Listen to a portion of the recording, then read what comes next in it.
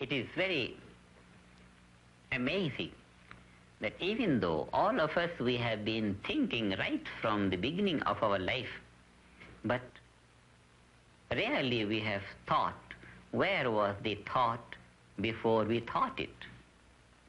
The origin of thought. Nobody bothers about the origin of thought.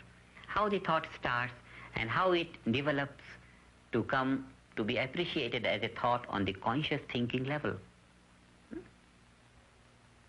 A thought starts from the depth of consciousness as an air bubble from the bottom of a lake.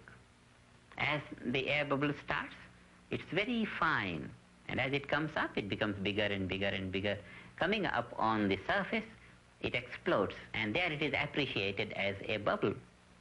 Like that, a thought starts from the deepest level of consciousness. Modern psychology calls it subconscious. And as it comes up, it becomes bigger and bigger and bigger. Coming up on the conscious thinking level, it is appreciated as a thought.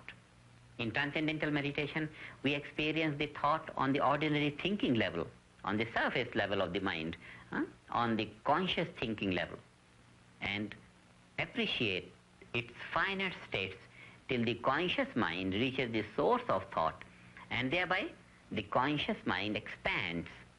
By the time the conscious mind has experienced the source of thought, full depth of the subconscious has been explored. Nothing remains subconscious. The whole subconscious is incorporated in the conscious, and this is called the expansion of the conscious mind. This is the way to use one's full mental potential. Modern psychology says man has been using only a small portion of the mind. Transcendental meditation is a way to enable every man, to educate every man to make use of his full mental potential. Imagine the development in all fields of civilization when every man will be using his full mental potential. The man will not gather stress and strain in his aspirations to accomplish more and more, and advancements will be glorious on all fields. That is a society we want to create.